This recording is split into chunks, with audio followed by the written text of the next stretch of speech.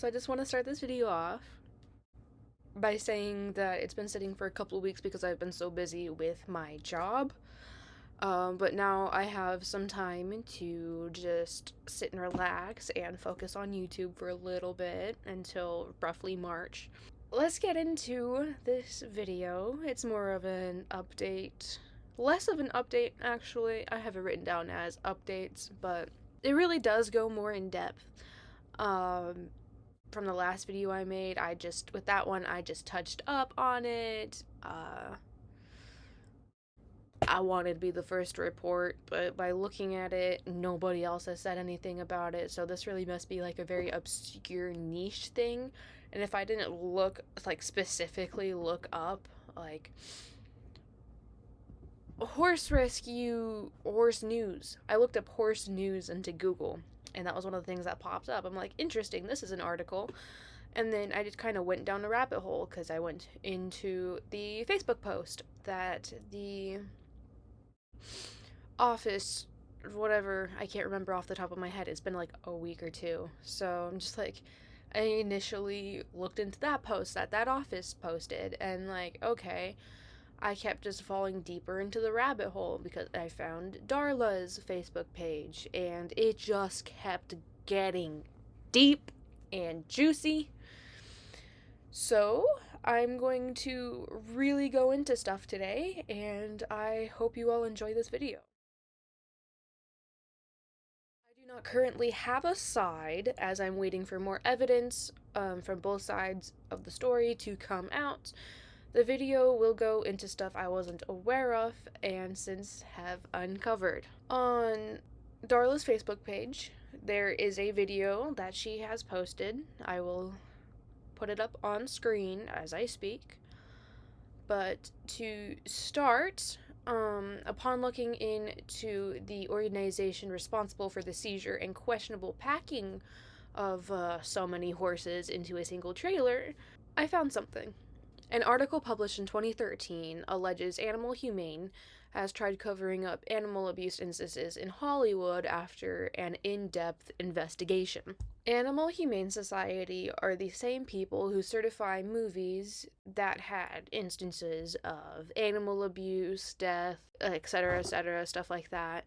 They certify that the animals in these films were not harmed.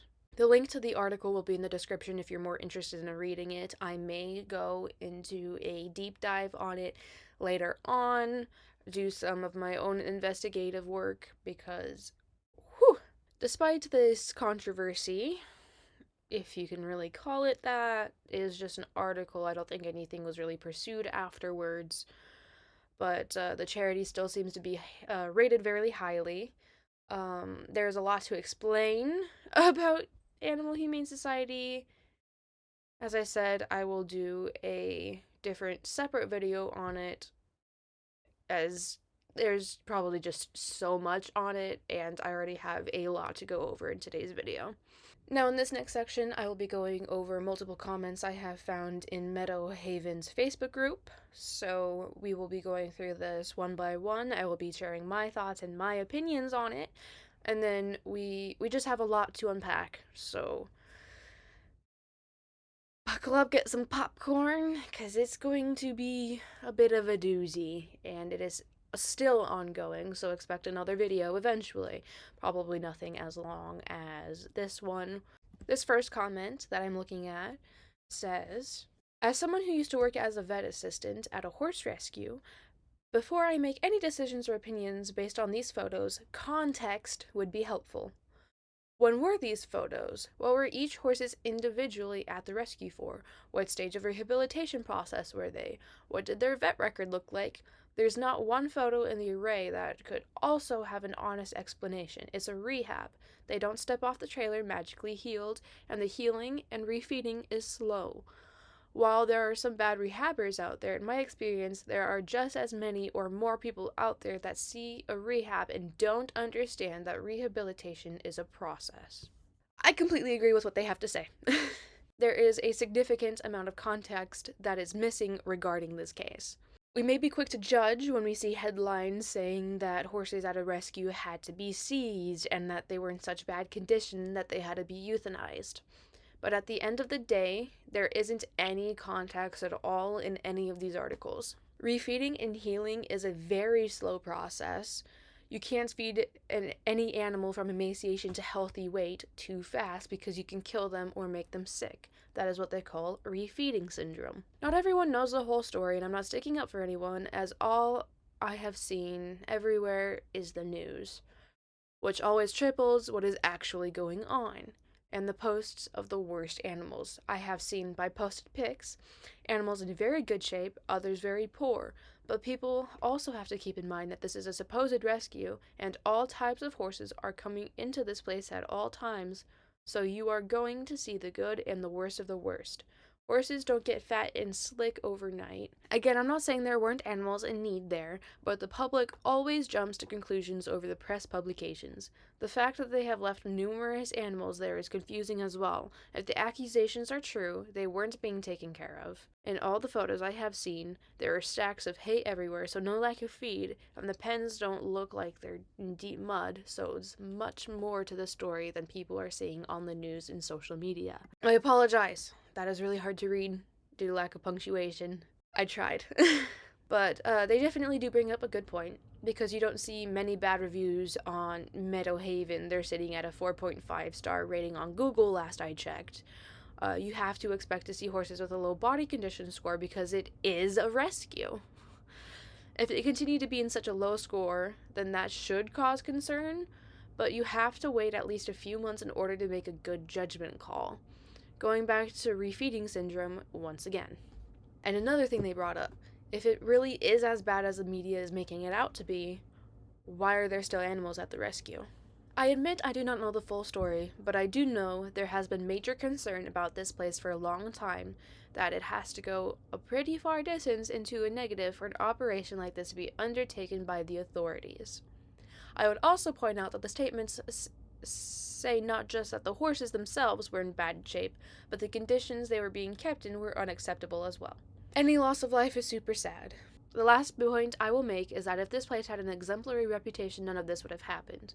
When you were entrusted with caring for living beings, you best be capable of doing so. Good intentions and a big heart doesn't cut it if you cannot handle the work, medical treatment, and infrastructure maintenance required. She brings up something that I was not aware of, that there were major concerns about the rescue for a long time. The conditions the horses were in may have also not been in the right condition as well. The last portion of this comment may very well hold true. Good intentions and a big heart doesn't cut it if you cannot handle the work, medical treatment, and infrastructure maintenance required. It is kind of graphic here for this next bit, for these next comment. I will put a timestamp up on the screen for you if you want to skip it. So, here's your warning. It's not the most graphic. There's no blood or anything, but it does have a dead animal in it. With the photo of that dead horse, the comment under reads, "What happened here?" And the comment I am focusing on here is the reply to that one. I know exactly what happened here. This horse had a name. It was Dolly. She was extremely loved and healthy in her late 20s. She was loved by volunteers and MHR alike. This picture makes me sick, but not for the reason you may think. This mare died while Darla was in dime box assisting in a seizure, tending to the animals in her absence. It is my belief that this mare colicked and was unattended the entire day, and I even worry will intentionally let her die for this exact photo opportunity. Yes, show the date stamp of the picture you took. This horse, as well as others at MHR, was loved. This is a perfect example of malicious intent and a photo only being part of the story. There was a name drop there. I have been doing really good at just making sure that these names for the comments were covered.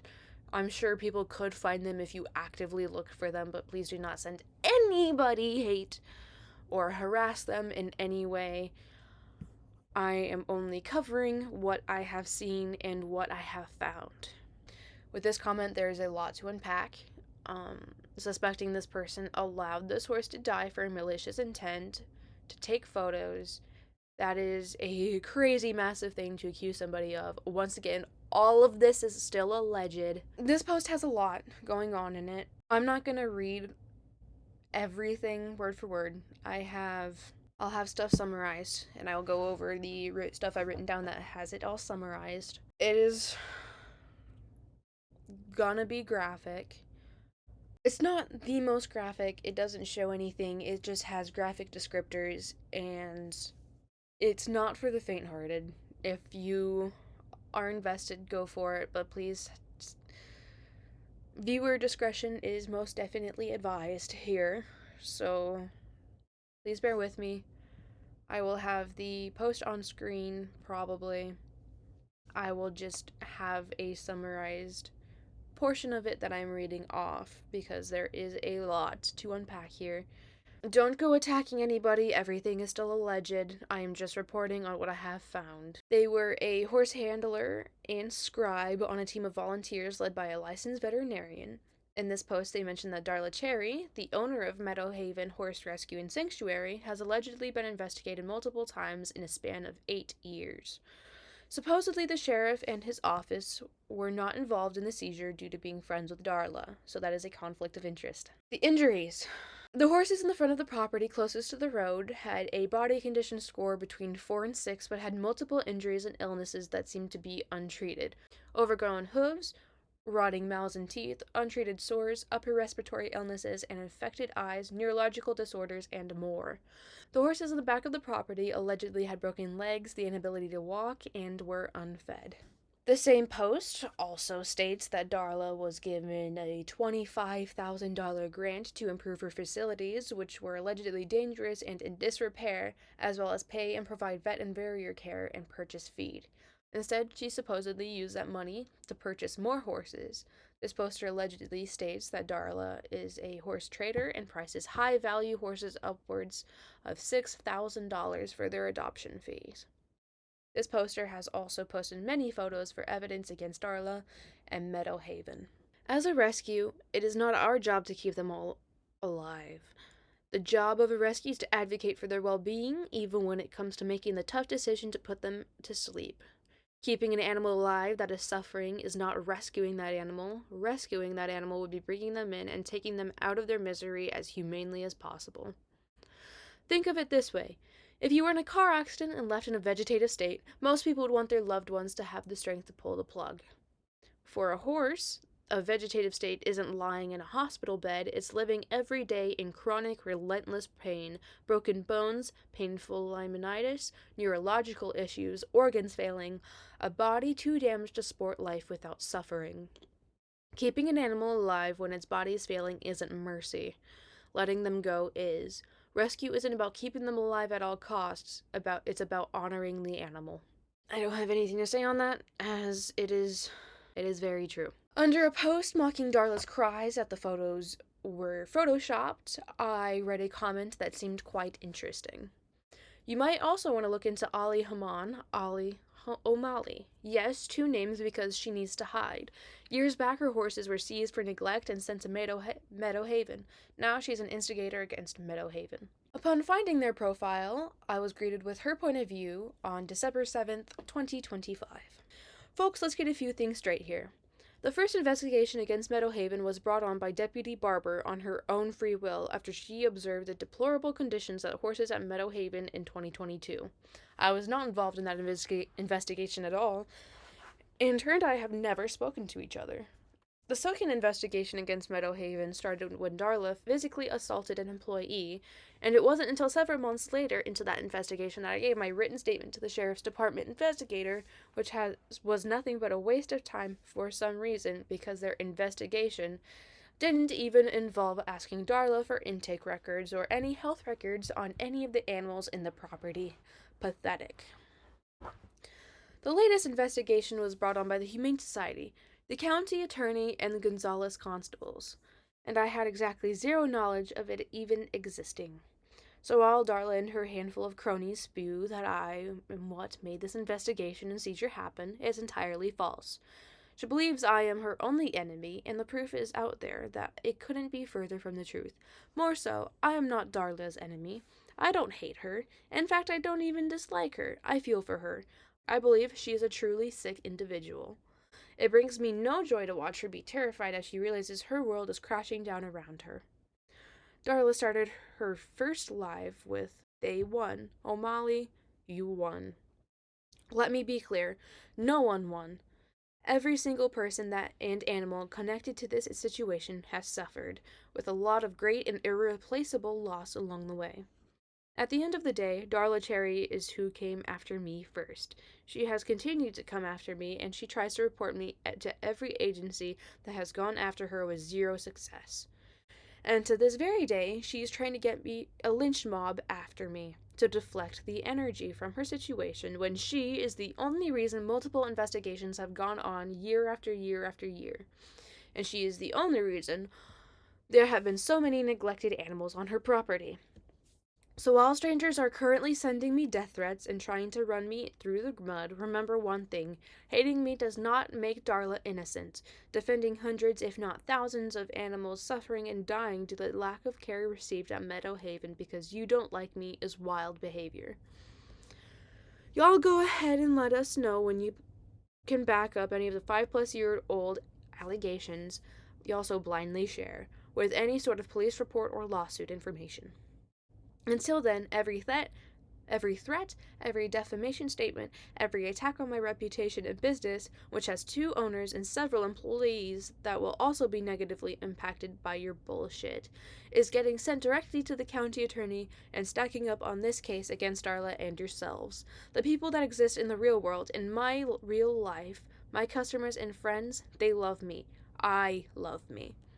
This is the only post that she has on this account regarding Meadow Haven horse rescue controversy. It is unknown to me if there were any others on her other account that got banned and wiped from Facebook. From other comments I've seen around Facebook while digging deeper into the story, Ali Haman allegedly is responsible for killing a horse, and I have found a post from March 2020 addressing this.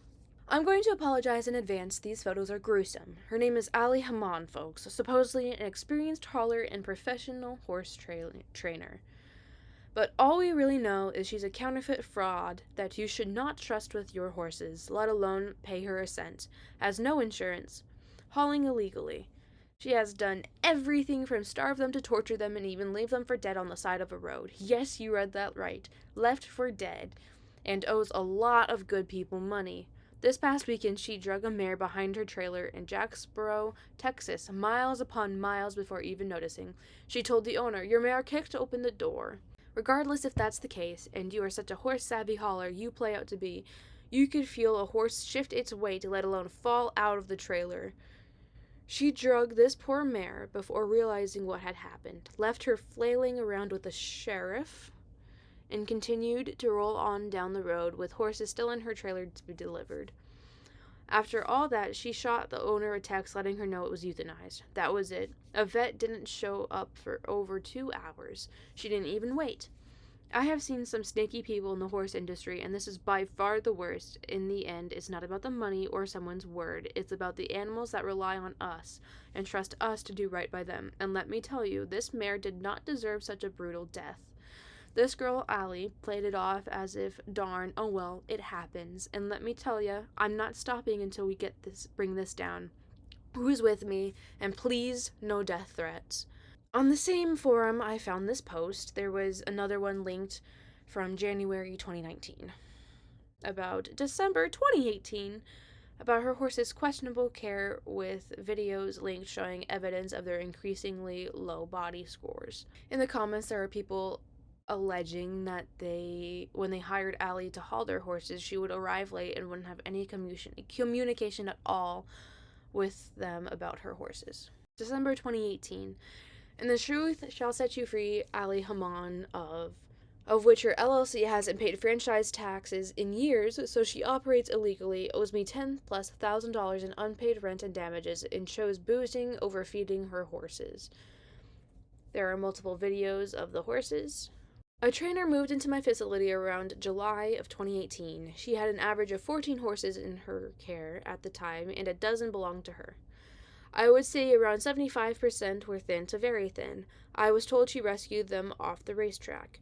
Turns out she hoards them, gets them for free, and flips them for a profit. After 1 month, the horses got thinner. I confronted her August 19th regarding this and other issues. She said she was broke and would work on it. I told her she should try my feeding program. She said my feed was shit. I offered to take her thin horses off her hands, and she declined. For the next 4 months, I documented the decline of these horses, hundreds of photos, and dozens of videos that I can release. I have all of the messages to back things up. I also have a lawyer. During this time, I had a long-time member of a horse rescue observe, and the police were called by a friend of mine. They built a case, which they left the case number, but the DA of Fayette Co. chose not to pursue any further. I tried the best way I knew how to help these horses. I fed and watered them in the middle of the night. My friends did too. I normally only visit my farm on weekends, but in November I was at the farm for an entire month due to recovery from surgery. I witnessed firsthand the consistent neglect. This finally made me realize I cannot do this alone. I gave her a notice to vacate on November 22nd. She found out the cops were called December 2nd and packed up the horses and left by December 6th or so. She was living on the property, and I was afraid for my family and animal safety. So I still do, which is why I have remained silent. She also owes me money for unpaid rent and damages. Since then, she has tried to claim that I am stealing everything from her, even though I have done nothing of the sort. I have proof for everything, so I have nothing to hide. I'm curious what she is saying because, again, I have literally nothing to hide. Come visit, go through my phone, talk to my friends and my family, talk to Fayette Police Department. Also, Allie is claiming I stole her cattle panels that she left on my property when she moved out. I have her on video picking them up in the dark added to this post. I can also post an image of the email I sent to her to come pick up the stuff she abandoned at my place. Also, she owes me unpaid rent and damages, which she tried to call the cops on my mom, yet never once reached out to me. What I have posted is only a fraction of the content I have. Her latest BS, where she killed a horse by dragging it out of the trailer she was hauling. When I looked up the company that Allie is associated with, I was not greeted with the page first. I was greeted with a beware. On closer inspection, it is not about them, but a different company based on the UK. I will do a video on this soon. To close this video, I just wanted to say that everything in this video is alleged. I am simply just following the story behind the Meadow Haven seizure and putting all of the information I found into one video. I'm not accusing anyone of anything, and I will remain neutral until more information on the investigation comes out. I appreciate you all. Thank you so much for watching. I know this one is kind of a bit of a long one. I don't have like a proper format, and I am still trying to find a good setup and I am doing my best and I'm still learning. Feel free to subscribe if you want to join me on this journey with me as I enter the horse world from a non-horsey family, and I'm doing it the only way I know how right now. Thank you so much for watching. Once again, everything was alleged. I am not accusing anyone of anything. I'm just reporting what I have found. If any of these parties reach out to talk to me, ever want to reach out to talk to me, my Instagram is in the description. You don't feel free to DM me, and I will get back to you as soon as I possibly can. Thank you so much.